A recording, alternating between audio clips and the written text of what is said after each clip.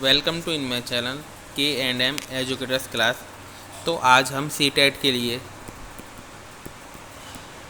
Complete EVS का एक video लेकर आ रहे हैं। कंप्लीट सी मान लीजिए, थोड़ा इसमें आपको इतनी इम्पोर्टेंट पॉइंट मिलेंगे, आपको हर उसमें जो आपके एग्ज़ाम में बार बार पूछे जाते हैं EVS में, वो सब चीज़ें देखने को मिलेंगी और बहुत ही ज़्यादा इम्पोर्टेंट वीडियो होने वाली है। इसलिए ज़्यादा से ज़्यादा शेयर करें, ऐसे चैनल को सब्सक्राइब करके बेल आइकन दबा दें। ऐसे ही आपको सीरीज मिलती रहेगी सीटेट तक, मैथ हो चाहे EVS हो चाहे इंग्लिश हो चाहे CDP हो, सभी टीचर आपको बहुत अच्छे से पढ़ाएंगे। इसलिए चैनल बहुत ज़्यादा आपके लिए ज़रूरी है ये, इसे सब्सक्राइब करके बेल आइकन ज़रूर दबा दें। तो आज हम EVS शुरू करने वाले हैं, जो हमारा पार्ट 1 है। आज हमारा पार्ट 1 है, इसकी 3-4 पार्ट में आपको कंप्लीट EVS करा दी जाएगी। तो शुरू करते हैं, चलिए हम आज पहला हमारा पॉइंट है पौधे। किसके बारे में? हमारा पौधे के बारे में हम पढ़ेंगे आज, ठीक है ना।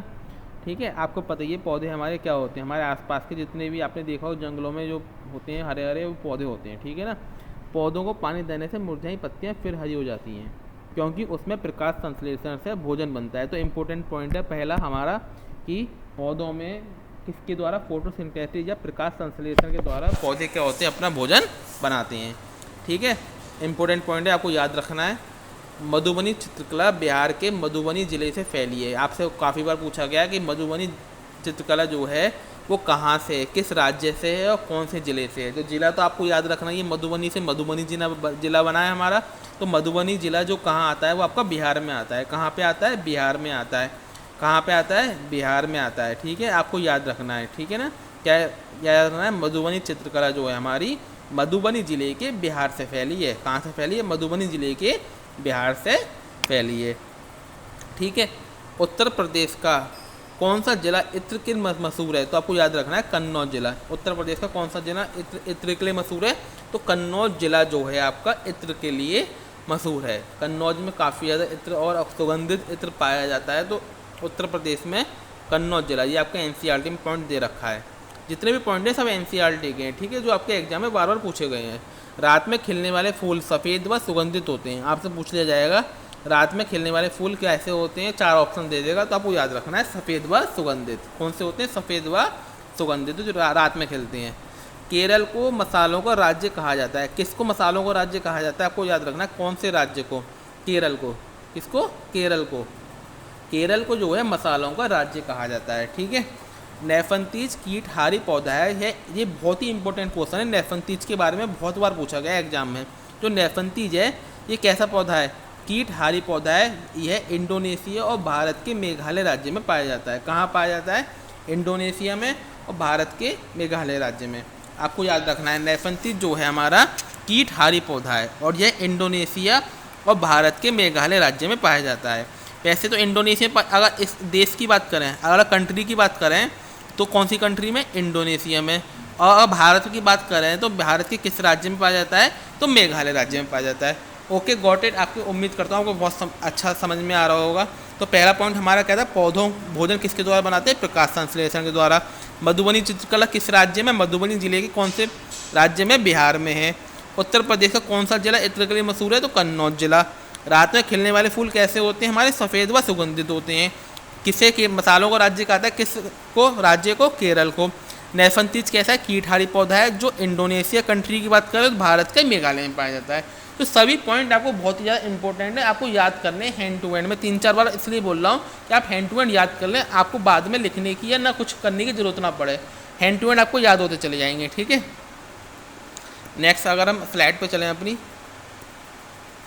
अब हम बात कर लेते हैं रोग के बारे में। एक आपका चैप्टर है रोग के बारे में, तो उसमें जो इंपॉर्टेंट पॉइंट है सारे उठा लिए मैंने। ठीक है, मच्छर से फैलने वाले रोग आपसे पूछा गया है, 3-4 बार पूछ चुका है। ऑप्शन दे देगा 4-5 ऑप्शन, तो आपको बताना है। मच्छर से मलेरिया, डेंगू और चिकनगुनिया रोग फैलते हैं। ठीक है ना। अब मच्छर की जो खोज है, मलेरिया जो है वो मच्छर के काटने से हो। ये खोज किसने करी थी? ये भी आपको दे रखा है। किसने करी थी? Ronald Ross. किसने करी थी? Ronald Ross. रोनाल्ड रॉस ने खोज करी कि मलेरिया मच्छर के काटने से होता है। उम्मीद करता हूँ आपको समझ में आ रही होगी बातें बहुत अच्छे से, कि मच्छर से मलेरिया, डेंगू और चिकनगुनिया रोग होते हैं। मलेरिया, डेंगू और चिकनगुनिया रोग होते हैं पर मलेरिया मच्छर के काटने से होता है। यह बात आपकी रोनाल्ड रोस ने खोज करी थी। मलेरिया के बारे में सारे पॉइंट आपके एनसीईआरटी में दे रखे हैं, तो इसलिए 3-4 बार पूछ चुका है। आपको हैंड टू हैंड याद रखना है कि मलेरिया रोनाल्ड रोस ने बताया था कि मच्छर के काटने से होता है। अगला पॉइंट हम मलेरिया के बारे में बात करें। मलेरिया मादा एनाफिलीज मच्छर के काटने से प्लाज्मोडियम प्रोटोजोआ से होता है। किस प्लाज्मोडियम प्रोटोजोआ से होता है, आपको याद रखना है अच्छे से। कौन सा? प्लाज्मोडियम प्रोटोजोआ से हमारा होता है। मच्छर कौन सा? एनाफिलीज मच्छर के काटने से प्लाज्मोडियम प्रोटोजोआ से होता है। मलेरिया मादा एनाफिलीज मच्छर के काटने से प्लाज्मोडियम प्रोटोजोआ से होता है। ठीक है। मलेरिया की दवा कुनैन सिनकोना पेड़ की छाल से बनाई जाती है। कौन सा पेड़ है हमारा? सिनकोना। सिनकोना जो कुनैन, सिनकोना पेड़ की छाल से बनाई जाती है। दवा कौन सी है? दवा है कुनैन। दवा है कुनैन जो कहाँ से बनाई जाती है?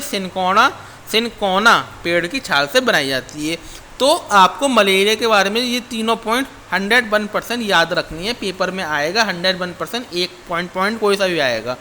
कौन सा पॉइंट? पहला पॉइंट, रोनाल्ड रॉस ने खोज करी कि मलेरिया मच्छर काटने से होता है। ये किसने बताया? कि आपसे पूछ लेगा कि मलेरिया मच्छर काटने से होता है, तो किसने बताया? रोनाल्ड रॉस ने। मलेरिया मादा एनाफिलीज मच्छर के काटने से प्लाज्मोडियम प्रोटोजोआ से होता है। मलेरिया की दवा कौन सी है? कुनैन, जो कौन से पेड़ से बनाई जाती है? सिनकोना पेड़ की छाल से बनाई जाती है। हीमोग्लोबिन अथवा लोहे की कमी से कौन सा रोग होता है? पूछ ली गया आपसे एग्जाम में, तो एनीमिया। कौन सा रोग होता है? एनीमिया। तो हीमोग्लोबिन या लोहे की कमी से, हीमोग्लोबिन अथवा लोहे की कमी से एनीमिया रोग होता है। कौन सा रोग होता है? एनीमिया। अगर आपके अंदर आयरन की कमी है तो आपके अंदर एनीमिया रोग हो जाएगा। गुड़द आंवला हरी पत्तीदार सब्जियों में आयरन होता है। पूछ लिया गया है गुड़ आंवला हरी पत्तीदार सब्जी में क्या पाया जाता है? तो आपका आयरन पाया जाता है। क्या पाया जाता है? आयरन। मक्खी से हैजा, डायरिया और निंद्रा रोग फैलता है। मक्खी से कौन सा? हैजा, डायरिया और निंद्र रोग फैलता है। निंद्र रोग हमारा जैसे नींद ना आना, जैसे, ठीक है ना। डायरिया, जैसे डायरिया हो जाती है, उल्टी दस्त वगैरह हो जाती है हमें, तो वो मक्खी से होता है, हैजा से होता है, हैजा होता है। ठीक है ना, आपको याद रखना है, सारे पॉइंट याद रखने हैं रोग के बारे में। अगर हम बात करें नेक्स्ट जंतु, अब हम बात कर लेते हैं जंतु के बारे में। जंतु भी इंपॉर्टेंट पॉइंट है। तो जंतु में एक हाथी और गिलहरी, ठीक है ना। हाथी और गिलहरी, इनके बारे में बहुत ही ज़्यादा इंपॉर्टेंट बार बार पूछे जाएंगे। हाथी दे देगा, हाथी कौन है, तो आपको 4 पॉइंट दे देगा, आपको याद रखने हैं। हाथी झुंड में रहते हैं, पहला पॉइंट। हाथी क्या होते हैं? झुंड में रहते हैं। सबसे पहला पॉइंट है हमारा, हाथी कहाँ रहते हैं? झुंड में रहते हैं। एक बड़े हाथी एक दिन में 100 किलो से ज़्यादा पत्तियाँ खा लेता है। क्या याद रखना है? एक बड़ा हाथी जो है एक दिन में 100 किलो से ज़्यादा पत्तियाँ खा लेता है। दूसरा पॉइंट, केवल 2 से 4 घंटे ही सोता है। तीसरा पॉइंट, केवल 2 से 4 घंटे ही सोता है। तीसरा पॉइंट है हमारा, बुजुर्ग हथनी झुंड की नेता होती है। चौथा पॉइंट, बुजुर्ग हथनी झुंड की क्या होती है? नेता होती है। चौथा पॉइंट, 10 से 12 हथनियाँ व बच्चे एक झुंड में रहते हैं। 5 पॉइंट आपको बिल्कुल ही माइंड में ऐसे भर लेने हैं हाथी के बारे में कि कभी ना भूलो। क्या पॉइंट? हाथी झुंड में रहता है, पहला पॉइंट। एक बड़ा हाथी एक दिन में 100 किलो से ज़्यादा पत्तियाँ खा लेता है। केवल 2 से 4 घंटे ही सोते हैं। बुजुर्ग हथनी झुंड की सरदार होती है, मालकिन। 10 से 12 हथनियाँ व बच्चे एक झुंड में रहते हैं। Okay, clear. जिन जीवों के कान दिखाई नहीं पड़ते व शरीर पर बाल नहीं होते वे अंडे देते हैं। ओके, जिन जीवों के कान दिखाई देते हैं व शरीर पर बाल होते हैं वे बच्चे देते हैं। ठीक है, ऑब्वियसली बात है, आपको पता ही है। ठीक है, तो हम लोग हैं, जैसे हम लोगों के जीव हम क्या है? एक जीव ही तो हैं हम लोग। मनुष्य क्या है? एक जीव है। उनके कान क्या होते हैं? हमें दिखाई देते हैं। हमारे कान जो है दिखाई देते हैं। तो शरीर पे बाल होते हैं बिल्कुल। मनुष्य के शरीर पे बाल होते नहीं होते हैं। तो हम क्या देते हैं? बच्चे देते हैं।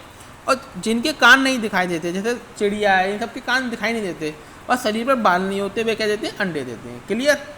गिलहरी के दांत हमेशा बढ़ते रहते हैं लेकिन घिसने तथा कुतरने से छोटे हो जाते हैं। किसके दांत हमेशा बढ़ते रहते हैं? गिलहरी के। गुजूभाई एक प्रसिद्ध शिक्षा शास्त्री थे। गुजूभाई के बारे में दे रखा है। ठीक है, नर्सरी व प्राथमिक छात्रों की शिक्षा में महत्वपूर्ण भूमिका निभाई थी। अब आपसे डायरेक्ट पूछ लेता है, क्योंकि एनसीईआरटी में कहानियां दे रखी हैं, उसमें से डायरेक्ट क्वेश्चन आते हैं। ठीक है, आपको याद रखना है ये पॉइंट भी। ठीक है, नेक्स्ट पॉइंट की अगर बात करें, चमकते सितारे। किसकी बात करें? चमकते सितारे, जिसमें हमें मधुमक्खी के बारे में पढ़ना है। ठीक है ना। मधुमक्खी एक सामाजिक कीट है, बताइए सबको। मधुमक्खी ज़्यादातर लीची के फूल पर मंडराती रहती हैं। आपको याद रखना है, मधुमक्खी पूछ लेगा कौन से फूल पर ज़्यादातर मंडराती हैं, तो लीची के फूल पर। कहाँ पे? लीची के फूल पर। ओके, ये अक्टूबर से दिसंबर के बीच अंडे देती हैं। बहुत ही इंपॉर्टेंट पॉइंट है, अक्टूबर से दिसंबर के बीच में क्या देती हैं? अंडे देती हैं। लीची के फूल पर ज़्यादातर रहती हैं और सामाजिक कीट है। जब एक मधुमक्खी को रस का पता चल जाता है तो वह एक तरह का नृत्य करती है, जिससे दूसरी मक्खियों को भी पता चल जाता है। क्या करती है? वो नृत्य करके दूसरी मधुमक्खियों को बुलाती है अपने पास, ठीक है ना। मधुमक्खी पालन हेतु बक्से का प्रयोग होता है और चीनी का मीठा घोल भी डालते हैं, जिससे वो ज़्यादा से ज़्यादा वो दे अपना, ठीक है ना, चाशनी वाला जो कहते हैं, या जैसे जब उसे रस का पता चल जाता है या उसे शहद का पता लग जाता है, हम कह सकते हैं। मधुमक्खी के डंक में कौन सा अम्ल पाया जाता है? फार्मिक अम्ल। इंपॉर्टेंट पॉइंट है बहुत, ये वाला पॉइंट और ये वाला पॉइंट सबसे ज़्यादा इंपॉर्टेंट है, बार बार पूछा गया है। मधुमक्खी एक सामाजिक कीट है। मधुमक्खी ज़्यादातर लीची के फूल पर मंडराती रहती है। अक्टूबर से दिसंबर के बीच अंडे देती है। मधुमक्खी के डंक में फार्मिक अम्ल होता है, ठीक है। नेक्स्ट पॉइंट अगर हम बात करें, चमकते सितारे में ही अगला पॉइंट है हमारा, ठीक है ना।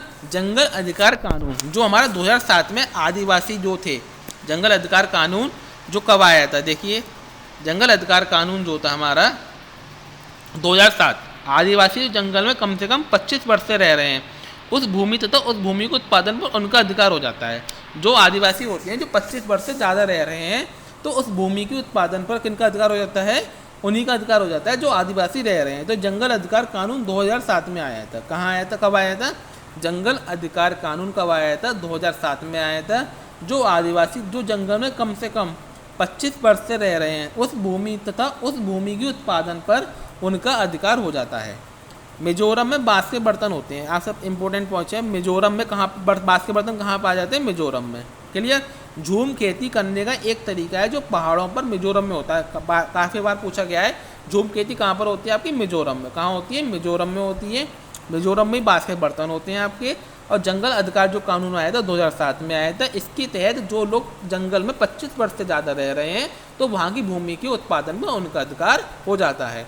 झूम खेती में एक फसल काटने के बाद जमीन की कुछ सालों के लिए आराम करने देते हैं, ताकि जमीन की उर्वरा शक्ति बढ़ जाए। क्या करते हैं झूम खेती में? जैसे आपने फसल काट ली कोई, तो उसके बाद क्या करते हैं? थोड़ी देर रोकते हैं, कुछ सालों के लिए क्या कर देते हैं? रोकते हैं, जिससे जो भूमि है हमारी, उसकी जो है उर्वरा शक्ति क्या हो जाए? बढ़ जाए। चिरवाया नाच मिजोरम में किया जाता है। मिजोरम के बारे में इस सारे पॉइंट आपको याद रखने हैं, ठीक है ना। झूम खेती मिजोरम में होती है। उसमें क्या करते हैं? थोड़ी देर आपको रोकते हैं फसल को काटने के बाद, जिससे उर्वरा शक्ति बढ़ जाए। बांस के बर्तन मिजोरम में होते हैं। चिरवाया नाच मिजोरम में, झूम खेती मिजोरम में है। जंगल अधिकार कानून 2007 में आया था, जिसके तहत 25 वर्ष से ज़्यादा के बाहर रहने वाले लोगों का जंगल पर अधिकार हो जाता है, उनकी भूमि पर उत्पादन पर अधिकार हो जाता है। क्लियर? नेक्स्ट पॉइंट अगर हम चमकते सितारे में बात करें, तो नील आर्मस्ट्रांग के बारे में बात करेंगे हम, ठीक है।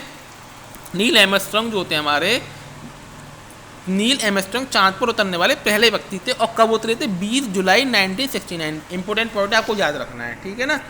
अब इसके बारे में भी आपको दे रखा है 11/12/2006, 11/12/2006, जो 11 दिसंबर 2006 को सुनीता विलियम्स पृथ्वी से 360 किलोमीटर दूर गई थी।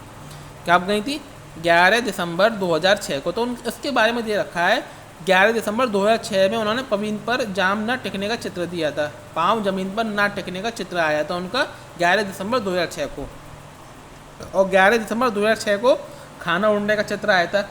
ये पॉइंट आपके दे रखे हैं, आपको डायरेक्ट पूछ सकता है पेपर में। 13 दिसंबर 2006 को बाल खड़े होने का चित्र आया था। और 16 दिसंबर 2006 को यान के बाहर सुनीता का चित्र आया था। जो 4 चित्र आए थे, तो आपको याद रखने कब कौन सी डेट को आए थे। अंतरिक्ष से केवल समुद्र व जमीन ही दिखाई देते हैं, अलग अलग देश नहीं, ठीक है। हमें अंतरिक्ष से क्या दिखाई देता है? समुद्र व जमीन दिखाई देते हैं, अलग अलग देश नहीं दिखाई देते। वहम होता है लोगों को, देश दिखाई देते होंगे अलग, ऐसा कुछ नहीं है, सिर्फ जमीन दिखाई देगी और समुद्र दिखाई देंगे आपको। Okay, clear. नेक्स्ट अगर बात करें, चमकते सितारे में ध्रुव तारा उत्तर दिशा में स्थित होता है। सबको पता है ध्रुव तारा कहाँ होता है? उत्तर दिशा में। बचेंद्री पाल एवरेस्ट पर चढ़ने वाली प्रथम भारतीय महिला थी, ठीक है।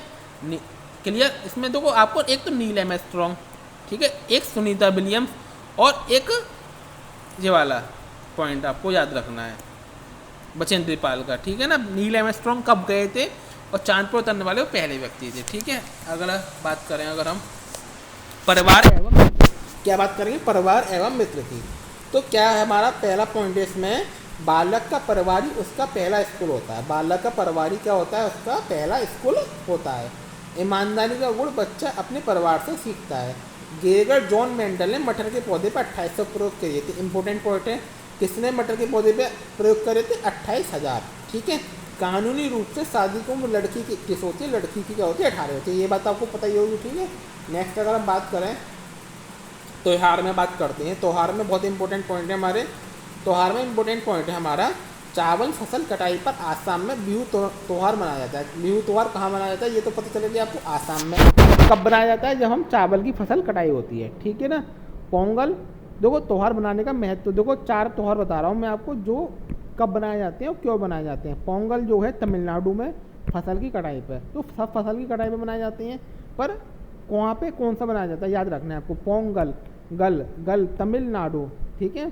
मैं देखो कैसे याद रखना है आपको, तमिल, मिल आ रहा है, मिल, तू मेरे से मिल, मैं तुझसे क्या करूँगा? गल करूँगा। तू मुझसे मिल, मैं तेरे से क्या करूँगा? गल करूँगा। ठीक है ना। बैसाखी, बैसाखी भी कहाँ मनाया जाता है? पंजाब में। पंजाब, लोहरी भी पंजाब में, और बिहू मैंने आपको बता दिया आसाम में मनाया जाता है। क्लियर? ठीक है। तो पोंगल तमिलनाडु, बैसाखी पंजाब, लोहरी पंजाब, बिहू असम में फसल की कटाई पर। Okay, clear. अगर हम बात करें त्योहार, कुछ त्योहार कौन कौन से त्योहार का नृत्य भी हम याद कर लेते हैं। ये आपसे पूछा गया है काफ़ी बार एग्जाम में। ठीक है ना। कर्नाटक में यक्षगान, कौन सा नृत्य होता है कर्नाटक में? यक्षगान। ठीक है ना।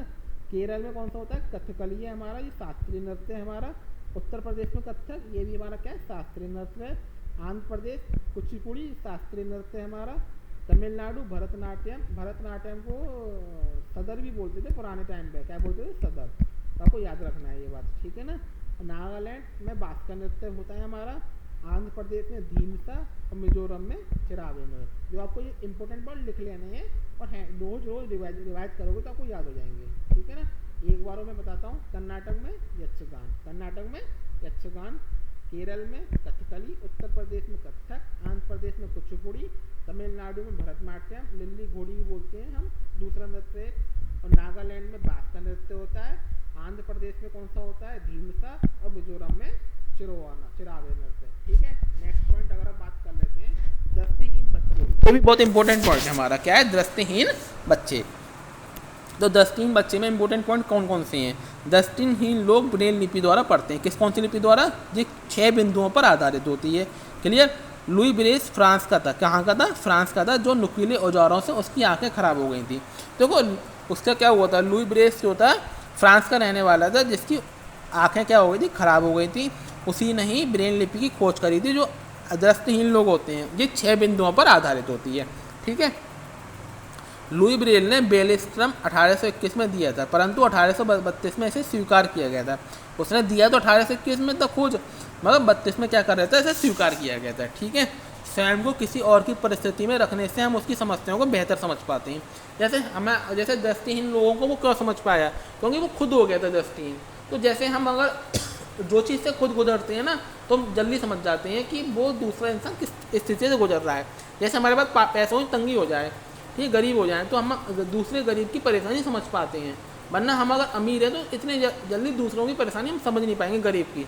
तो अगर आपको दूसरे की परेशानी समझनी है तो आपको उस स्थिति में खुद को इमेजिन करना पड़ेगा। अगर हम इस स्थिति में होते तो हम क्या करते। ठीक है।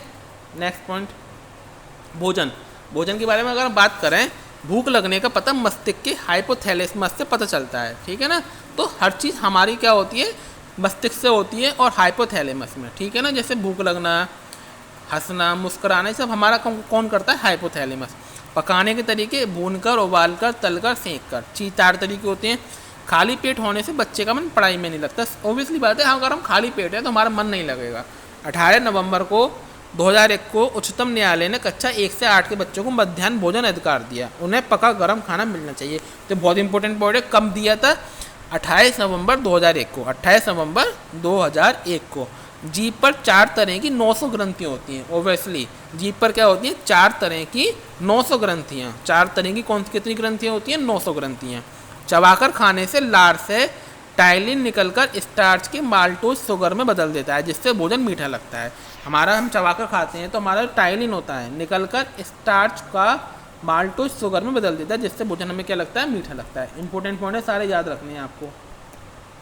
नेक्स्ट अगर हम हमारे भोजन में बात करें, मानव के 2 बार दांत निकलते हैं, ठीक है। एक दूध के दांत होते हैं हमारे और एक स्थायी दांत होते हैं। दांत एनेमिल मानव शरीर का कठोरतम भाग है। एनेमिल जो है मानव शरीर का कैसा भाग है, कठोरतम, सबसे कठोर भाग होता है, जबड़ा जो होता है एनेमिल। कैल्शियम फास्फेट का बना होता है, एक से बना होता है कैल्शियम फास्फेट का। हमारे पेट के अंदर का तापमान 30 डिग्री होता है। कितना होता है, 30 डिग्री। नमक, अचार को व चीनी, आम पापड़ को सुरक्षित करने हेतु प्रयोग किया जाता है। नमक जो है अचार को, आम पापड़ को सुरक्षित करने के लिए किया जाता है। कवक द्वारा भोजन को विकृत कर देने से खाना क्या हो जाता है, खराब हो जाता है। क्या हो जाता है, खराब हो जाता है। क्लियर। नेक्स्ट पॉइंट अगर बात करें हमारे भोजन में, गोवा तथा केरल में मछली को सरसों के तेल में तथा नारियल के तेल में तला जाता है। कहाँ पर, गोवा में, गोवा तथा केरल में। नेक्स्ट पॉइंट अगर हम बात करें, जल। जल हमारा एक पॉइंट है, इसमें क्या है हमारा, देखिए 21वां एजेंडा 1992 में, 21वां एजेंडा 1992 में ब्राज़ील ने यूएन कॉन्फ्रेंस ने विश्व जल दिवस मनाने का निर्णय हुआ था। विश्व जल दिवस कब बनाने का निर्णय हुआ, 21वां एजेंडा था हमारा 1992 में। 21वां एजेंडा 1992 में ब्राज़ील ने यूएन कॉन्फ्रेंस में विश्व, और 22 मार्च को विश्व जल दिवस मनाया गया था। क्लियर। भारत में 24.39% फीसदी भूमि पर क्या है, हमारा वन है, ठीक है ना। गर्म पानी के स्रोत मणिकरण कुल्लू में, गर्म पानी के स्रोत मणिकरण कुल्लू में। बादल संघनन के बाद बरसते हैं, बादल कब बरसते हैं, संघनन के बाद। क्लियर। वर्षा जल संग्रहण हमारा टाका। नेक्स्ट पॉइंट अगर हम बात करें जल के बारे में ही, भीमसंग कर्नाटक के होलकुंडी गांव की पंचायत का नाम है। आपका पॉइंट दे रखा है, भीमसंग किसका नाम है, कर्नाटक के होलकुंडी गांव के बारे में दे रखा है, उसकी पंचायत का नाम है, जिसमें बच्चों को भी शामिल किया जाता है। जल में O2 की कमी से मछलियाँ मर जाती हैं। अलबुनी नामक यात्री उज्बेकिस्तान से भारत आया था। पॉइंट दे रखा है आपका अलबुनी के बारे में, कहाँ से आया था, उज्बेकिस्तान में। और भीमसंग जो है कर्नाटक के होलकुंडी गांव की पंचायत का नाम है। मछलियाँ क्यों मर जाती है, पानी की कमी में O2 की कमी हो जाती है। पुराने समय में मुसाफिर हेतु पानी कुआ, ये तो आपको सबको पता ही है, ठीक है। नेक्स्ट पॉइंट अगर हम बात करें जल के बारे में, इसमें एक संघ आया था, याद रखेंगे आप, तरुण भारत संघ नामक संस्था ने दड़गी मई के प्रयास से तालाब बनाकर गांव में पानी की समस्या खत्म करी थी। किसने, तरुण भारत संघ। इसका लोगो है, याद रखना है आपको। मृत सागर सबसे नमकीन सागर है। मृत सागर कौन सा है, सबसे नमकीन सागर कौन सा है, मृत सागर। बहुत ज़्यादा नमक पाया जाता है उसमें। नेक्स्ट पॉइंट हम खेल के बारे में, ठीक है ना। खेल के बारे में आपको पूछ लिया जाता है, खिलाड़ी की योग्यता की पहचान उसके खेल से ही होती है, ना कि उसकी जातीय या आर्थिक स्थिति से। ओबियसली बात है, जितना योग्य होगा खिलाड़ी उसकी पहचान उससे ही होगी। उनको कोई मतलब नहीं है कि वो कौन सी जाति से या उसकी कंडीशन क्या है, पैसों से लेकर। कबड्डी की टीम में कितने खिलाड़ी होते हैं, 7 खिलाड़ी होते हैं। कबड्डी में हाथ पैर पर जबरदस्त तालमेल रखना पड़ता है, ओबियसली बात है। और खो खो में कितने होते हैं, 9, कबड्डी में 7 होते हैं। क्लियर, ये पॉइंट आपको याद रखने हैं। नेक्स्ट पॉइंट अगर हम बात करें परिवहन के साधन, आसाम में बांस से बने, बहुत इंपॉर्टेंट पॉइंट है, परिवहन के साधन आपको याद रखने हैं, ठीक है। इसमें डायरेक्ट क्वेश्चन पूछा जाएगा। आसाम में बांस से बने पुल को, ठीक है, आसाम में क्या है, बांस से बना पुल यूज होता है। प्रथम बार 16 अप्रैल 1853 को मुंबई से थाने के बीच रेलगाड़ी चली थी, ठीक है। 16 अप्रैल 1853 को मुंबई से थाने के बीच पहली रेलगाड़ी। लद्दाख में बच्चे नदी पार करने हेतु किसका प्रयोग करते हैं, ट्रॉली का प्रयोग। ट्रॉली का प्रयोग कहाँ होता है, लद्दाख में। और बल्लम जो लकड़ी की नाव होती है वो केरल में, ठीक है ना। बांस से बने पुल आसाम, रेलगाड़ी कब चली थी, 16 अप्रैल 1853 को मुंबई से थाने के बीच। ट्रॉली लद्दाख में, और बल्लम जो है कौन सी लकड़ी की नाव है, वो केरल में यूज होती है। जुगाड़ एक वाहन है जो फट फट की आवाज़ करता है, ठीक है, जो इंडिया में बहुत पाया जाता है। नेक्स्ट पॉइंट, तेल एवं प्राकृतिक परिघटनाएं, ठीक है, ये लास्ट पॉइंट है हमारा ये। इसके बाद शायद एक पॉइंट और है, उसको भी देखेंगे हम। मिट्टी का तेल, कोयला, गैस, लकड़ी व उपले ईंधन है, आपको पता ही है ये बात तो सब। इसमें इंपॉर्टेंट पॉइंट आपको क्या रखना है, गोवा से केरल तक रेल से के रास्ते में 92 सुरंग व 2000 पुल पड़ते हैं। डायरेक्ट पॉइंट दे रखा है आपने एनसीईआरटी में, जो मैंने लिखा था। सर्वाधिक शोर बेर धुआं कहाँ होता है, हाईवे राजमार्ग पे। कहाँ पे, हाईवे राजमार्ग पे। धुएं से श्वसन रोग, दमा जो होता है धुएं से होता है, पता है। तेज हॉर्न से बहरापन व पक्षाघात होता है, ऑब्वियसली बात है, ठीक है। गोवा से केरल तक कितने 92 सुरंग और 2000 पुल पड़ते हैं, याद रखना है आपको। जमीन से निकला गया तेल गहरे रंग का तथा गाढ़ा व बदबूदार होता है। जमीन से तेल निकलता है वो कैसा होता है, गाढ़ा व बदबूदार। क्लियर। नेक्स्ट पॉइंट अगर हम बात करें तेल एवं प्राकृतिक संसाधन में, हमें केरोसिन, डीजल, पेट्रोल, ये सब जो होती हैं, जितने भी ईंधन प्राप्त होते हैं, एलपीजी, मोम, ग्रीस, इसी से प्राप्त होते हैं। ठीक है, हमें kerosene, diesel, petrol, engine oil, हवाई जहाज के ईंधन, तेल रिफाइनरी से प्राप्त होते हैं। किससे प्राप्त होते हैं? तेल रिफाइनरी से प्राप्त होते हैं। एलपीजी, मोम, कोल तार, ग्रीस भी इसी से ही हमें प्राप्त होती है। कहाँ से? तेल रिफाइनरी से। प्लास्टिक व पेंट बनाने में खनिज तेल का प्रयोग किया जाता है। प्लास्टिक व पेंट बनाने में डामर कोयले को कहते हैं, सड़क निर्माण में प्रयुक्त होता है। जो डामर किसे कहते हैं? कोयले को। क्लियर?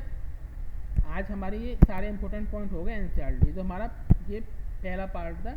इसी तरीके से 4-5 पार्ट में आपको कंप्लीट ईवीएस करा दी जाएगी।